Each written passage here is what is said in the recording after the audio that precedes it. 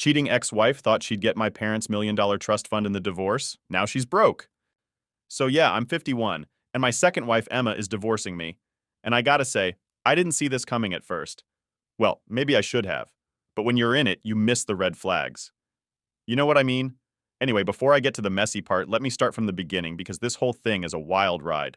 I wasn't always this dumb with relationships. My first wife, Karen, passed away in a car accident about 10 years ago. That was rough. We had a daughter together, Julie, and when Karen died, Julie was 12. Man, I didn't even have time to grieve properly. I had to keep it together for my kid. We became each other's support system, you know? Like, I couldn't break down because she needed me. And I guess, in a way, she couldn't fall apart either because I needed her too. Fast forward a bit. Julie grows up, and when she turns 18, she heads off to college. She's smart, got into a good school in Manhattan, and that's when things started getting really quiet at home. I mean, like, deafeningly quiet. There's only so much TV a guy can watch to distract himself. So, what did I do? I started hitting the bar after work. Seemed harmless at first. Go in, have a drink, chat with the bartender, head home, rinse and repeat. That's where I met Emma. She was working behind the bar, serving drinks, and I'd see her almost every night. At first, it was just polite conversation. You know how it goes? Hey, how's your night? Busy shift? That kind of thing. I think she noticed that I was there a lot, probably staying longer than I should have. I'd sit there nursing my drink, just trying to kill time until it was late enough to justify going home to my empty house. It was depressing, honestly, but I wasn't going to admit that to anyone at the time. One night, Emma asked me if I was doing okay. I guess she could tell something was off. I mean, I wasn't exactly trying to hide it. So we got talking, and she seemed nice, easy to talk to, and yeah, she was younger, like 11 years younger than me. But at that point, I didn't really care. I just wanted someone to talk to.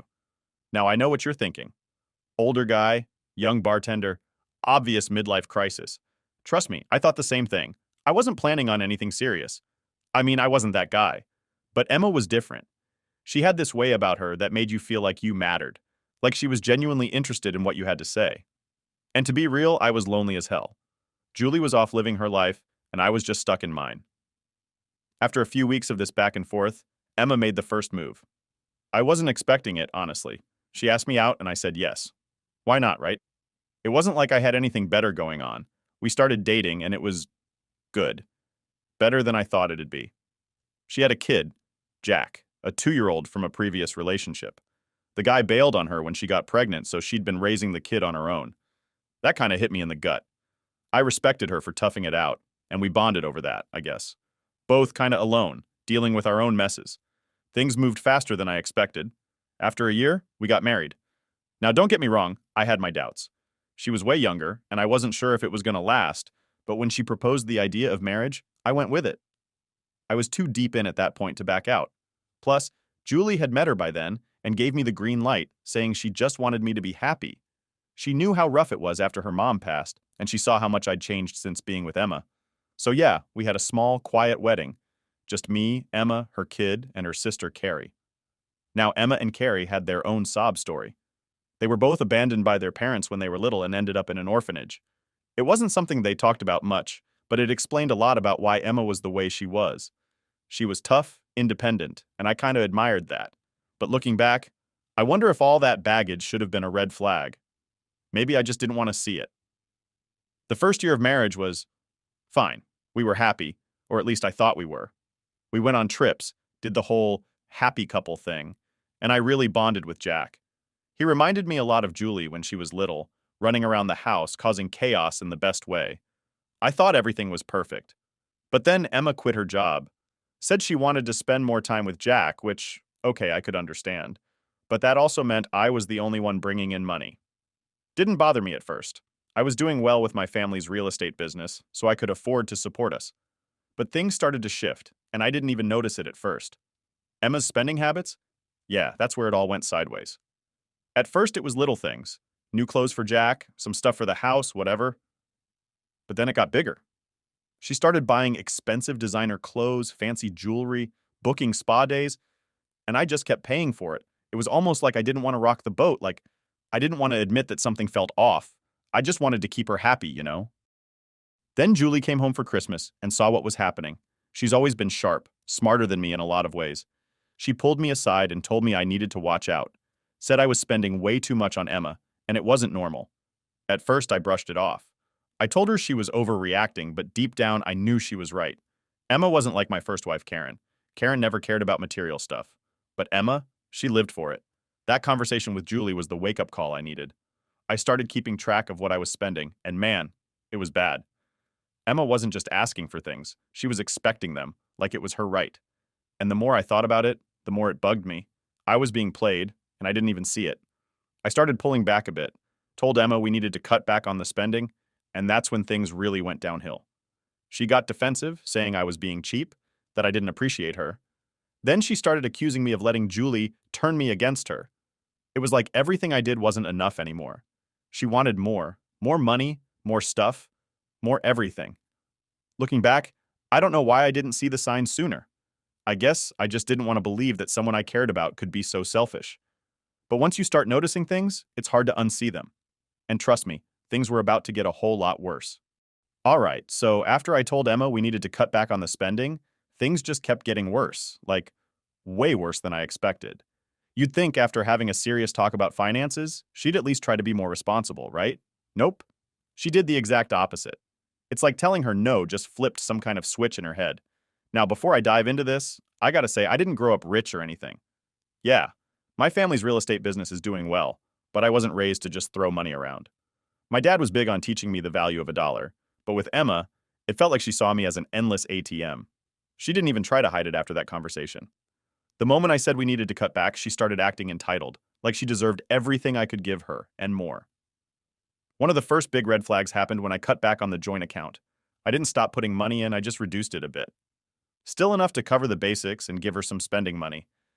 But apparently that wasn't good enough for her. She came at me like I'd insulted her entire existence. She said, "What? Am I not worth it anymore? You think I'm some charity case now?" I just looked at her like, "What are you even talking about?" It wasn't just about the money, though. It was how she started treating me. There was this shift. Like, she didn't even respect me anymore. She used to be all sweet, and now it was like I was the enemy. Every time I brought up the spending, she'd flip it back on me. "Oh, so you don't think I'm worth a nice pair of shoes?" Or, "I sacrificed my job for this family, and now you're gonna treat me like I'm useless?" It was wild. I never said anything like that. I just wanted her to be more responsible, but she made it out like I was punishing her. And let's talk about the job thing for a second. I was fine with her quitting to be home with Jack. I actually thought it was a good move at the time. But now, she was using it as leverage. Like, I owed her everything because she quit her job to be a full-time mom. Don't get me wrong, being a parent is hard work. I get that. But I didn't sign up to fund a fashion show. She wasn't spending the money on Jack or the house. She was spending it all on herself. Clothes, handbags, shoes, spa days, you name it. At this point, I started to see what Julie was talking about. Emma wasn't the same woman I'd married. Or maybe she was, and I just didn't notice it until now.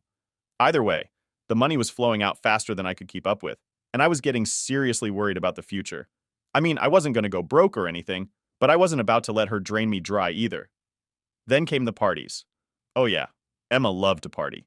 Before, it wasn't a big deal. We'd go out once in a while, have a good time, nothing crazy.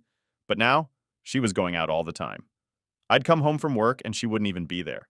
She'd be out with her friends, partying till 2 or 3 in the morning, and I was the one at home with Jack, reading him bedtime stories and making sure he was fed. Which, by the way, I didn't mind. Jack's a good kid, and I cared about him like he was my own. But Emma, she was off doing God knows what, and I was starting to get suspicious. I tried talking to her about it, about how she was barely home, how she wasn't being responsible. I was getting fed up with being the only adult in the house. But whenever I brought it up, she'd flip the script again, accusing me of trying to control her. "You're just jealous because I'm out having fun and you're stuck here," she'd say. Like, seriously? I'm the one keeping this family afloat, and she's trying to make me feel guilty for not partying? One night, things came to a head. It was a Thursday, and I'd gotten home from work early. I thought maybe we could sit down, have a real talk, try to work things out. But when I got home, the house was empty. No Emma, no Jack. At first, I thought maybe they were out at the park or something. But as the hours ticked by, I realized Emma was out again.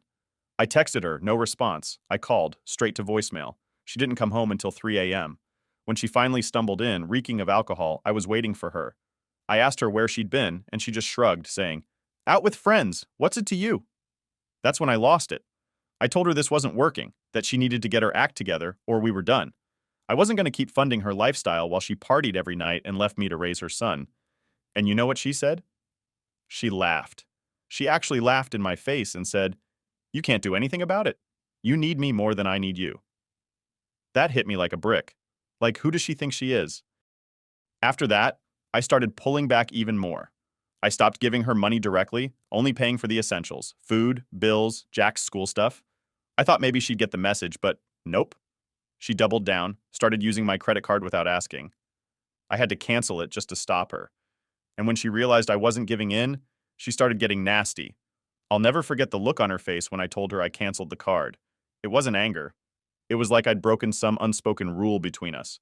She couldn't believe I'd cut her off like that. And that's when she started threatening me. She told me I was making a huge mistake, that I was pushing her to do something drastic. I asked her what she meant, but she just gave me this cold smile and said, "You'll find out soon enough."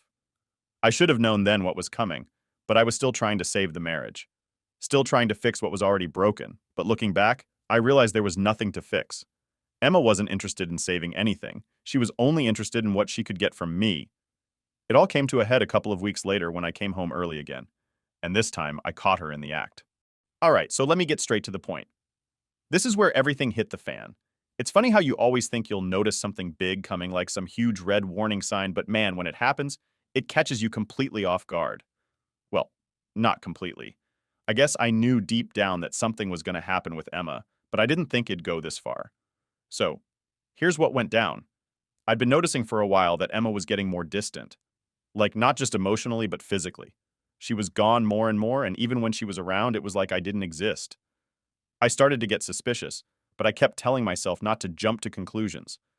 I figured maybe she was just going through a phase, or maybe she was mad about me cutting her off from the spending spree she was on. But what happened next? Yeah, no one's going to convince me I didn't have a right to be suspicious. It was a Wednesday, middle of the week. I was supposed to be at the office all day, but one of my meetings got canceled. So I figured I'd take the chance to head home early, surprise her, maybe talk things out like adults. I knew things were rough between us, but I still wanted to believe we could fix it.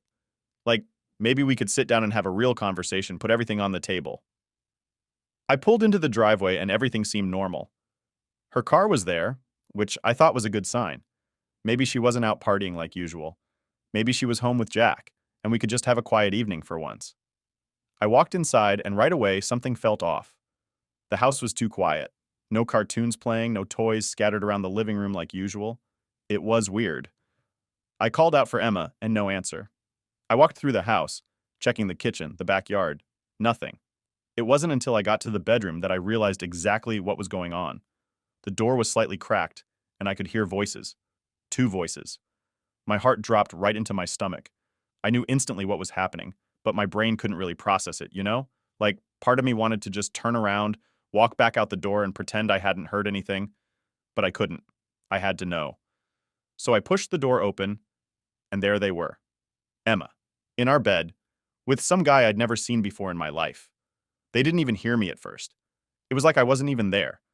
But then when the guy finally noticed me standing in the doorway, he jumped up, scrambling to put his clothes on.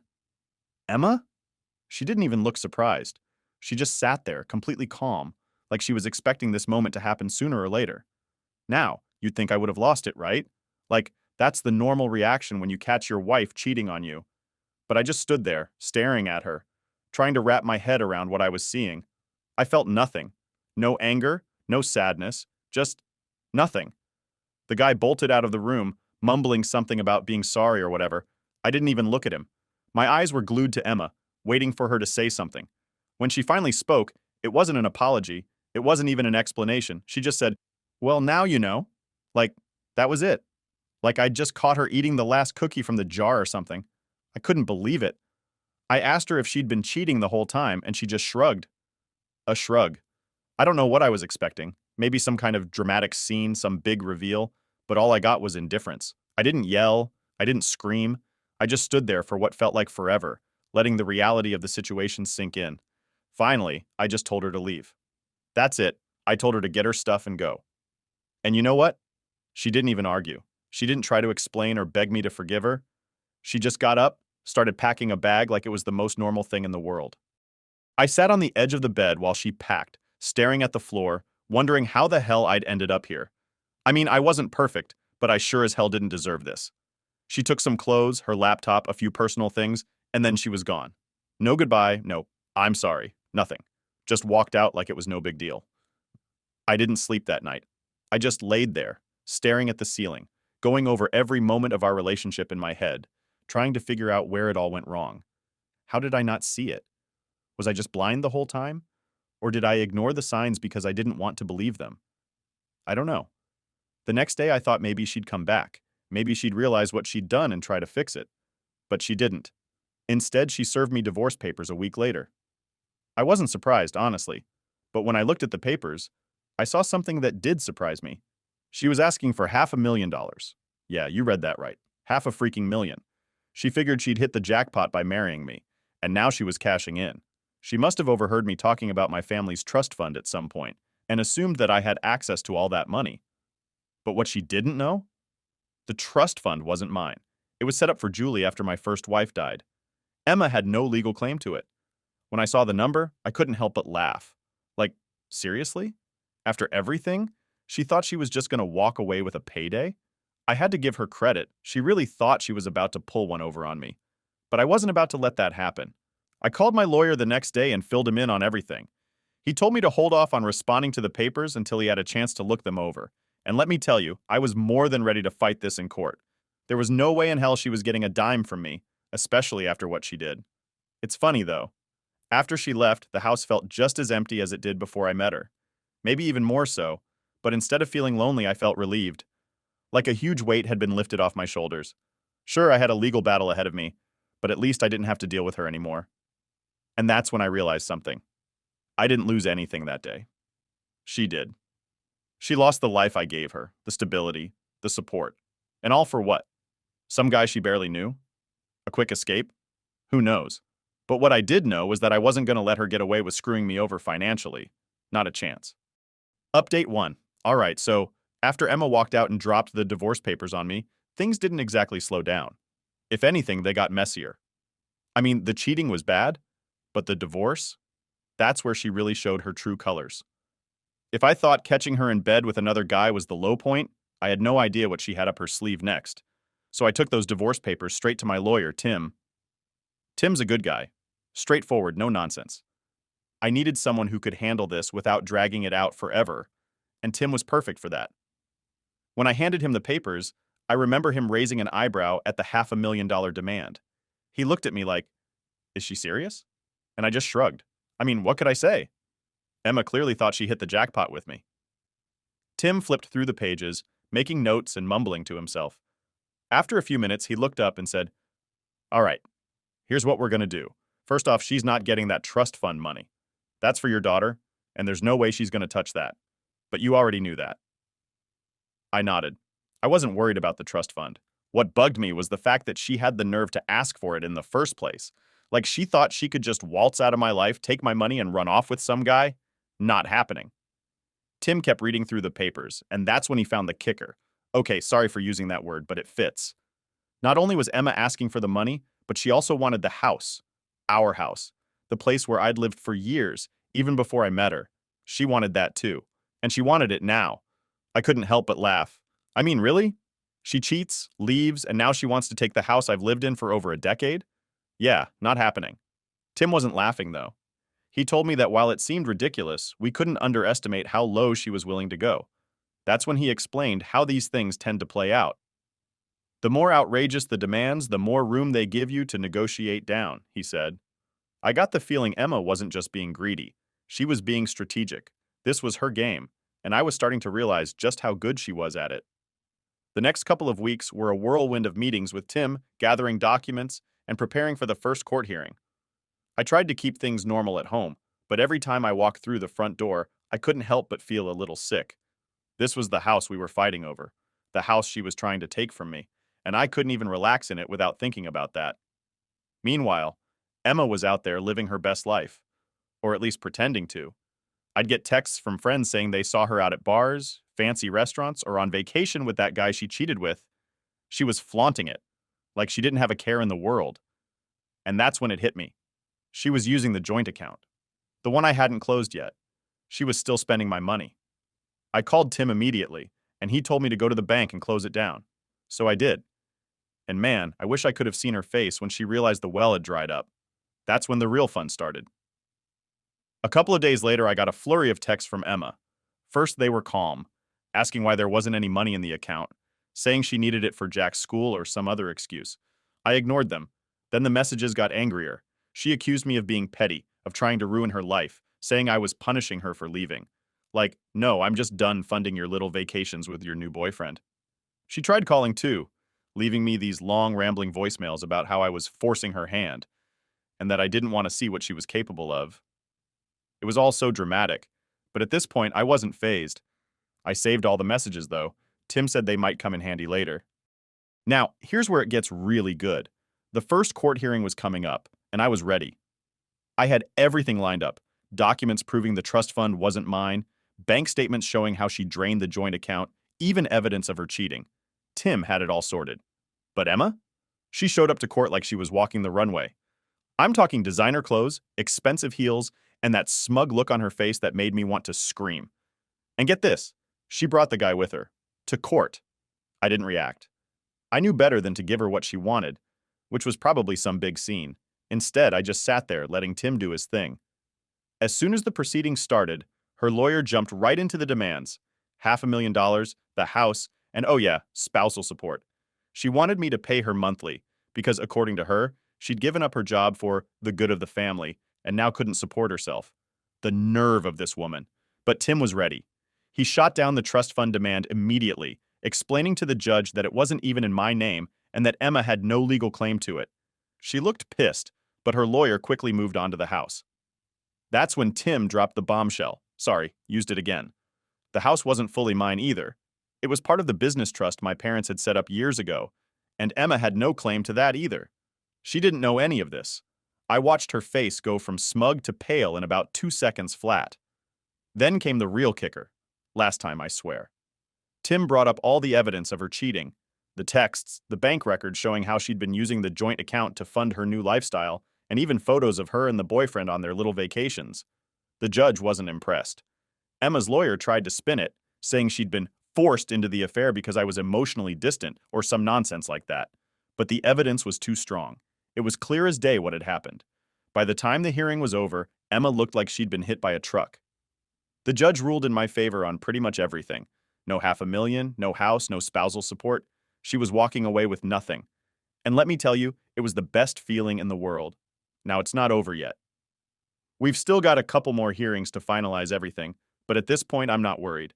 I've got Tim in my corner, and Emma's lost her upper hand.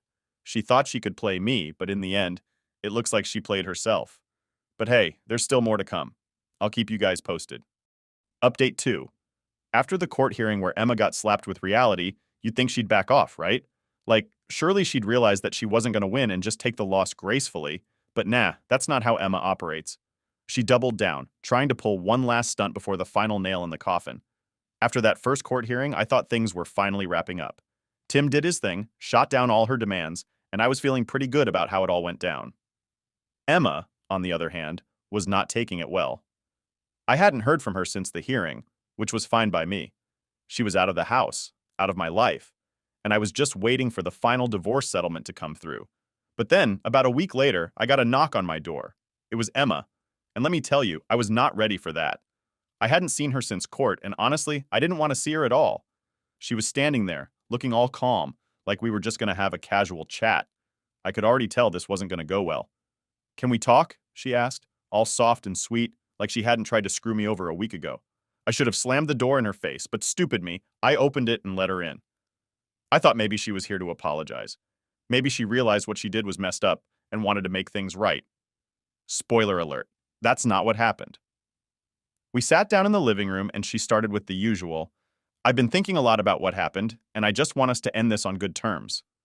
I didn't say anything, just nodded, letting her talk. But then she hit me with it. The real reason she was here. "I think we can work something out without dragging this through court," she said, giving me that same smug smile she had in the courtroom. "Maybe if you just agree to give me the house and a little money, we can settle this quietly." Now let me get this straight. She wanted me to give her the house? After everything? I couldn't believe what I was hearing. It was like she was still living in some fantasy where she had all the power. I just stared at her for a second, trying to figure out if she was being serious. Emma, I said, finally breaking the silence, you're not getting the house. We already went over this in court. She sighed like she was talking to a child who didn't understand basic math. I know, but this is different. We don't have to involve the lawyers anymore. We can just come to an agreement ourselves. That's when it clicked for me. She was desperate. She knew she wasn't getting anything from the court, so now she was trying to manipulate me into giving her what she wanted. But I wasn't falling for it this time. I was done being the nice guy. I'm not giving you anything, I told her flat out. You made your choices, and now you're going to have to deal with the consequences. Her whole demeanor changed in an instant. The sweet, calm act was gone, and she was back to being the same entitled, selfish person I'd seen over the past few months. You think you're better than me? She snapped. You wouldn't have anything if it weren't for me. I gave up everything for this marriage, and you're just going to leave me with nothing? That's when I really lost it. I stood up and pointed to the door. You gave up everything? You spent my money, trashed our marriage, and then tried to take me for $500,000. You've got some nerve coming here and acting like I owe you anything. She didn't move, just stood there, glaring at me like she was waiting for me to break and give her what she wanted. But I wasn't backing down. I was done being manipulated. Finally, after what felt like an eternity, she stormed out of the house, slamming the door behind her. I sat back down, feeling like I'd just dodged a bullet. But I knew that wasn't the last I'd hear from her. Sure enough, a couple of days later, I got a letter from her lawyer. Emma was trying to drag me back to court, this time demanding spousal support again, claiming she couldn't support herself because she gave up her career for our marriage. It was the same old story she'd been pushing from the start, but now she was really reaching. She even threw in some nonsense about emotional abuse, trying to paint me as the bad guy. But here's the thing. Tim was ready. He'd seen this kind of thing before, and he wasn't about to let her pull anything sneaky. We gathered all the evidence we had, the joint account records, the texts and voicemails where she was threatening me, even some photos she'd posted online of her partying it up with her new guy while still living off my money. By the time we got back to court, Emma didn't stand a chance. The judge wasn't having any of her excuses, especially when Tim laid out the full story. He brought up how she'd been living the high life while claiming she was struggling, and how she'd tried to milk me for money even after she cheated and left. The judge ruled in my favor again.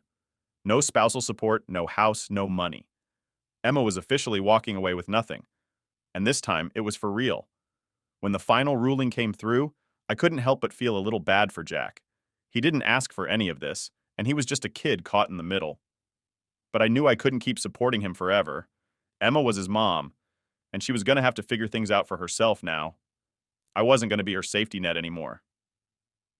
After everything was finalized, I took a few days off work to process it all. It was weird. This huge weight had been lifted off my shoulders, but at the same time, I couldn't help but think about how close I came to losing everything. Emma thought she could walk all over me, but in the end, she played herself. So yeah, that's where it all ended. I'm free now, and I'm never getting myself into a situation like that again. Marriage? No thanks. I'll stick to being single for a while, maybe forever. Thanks to everyone who followed along with this whole mess. Your support kept me going, and if there's one thing I've learned, it's that you should always trust your gut. If something feels off, it probably is. And don't let anyone take advantage of you just because you want to believe the best in them. Sometimes people show you who they really are, and you've just got to believe them. Anyway, that's it for me. Time to move on and leave this mess in the past. Let me know how that works for you. If you need any more changes or ideas, feel free to ask.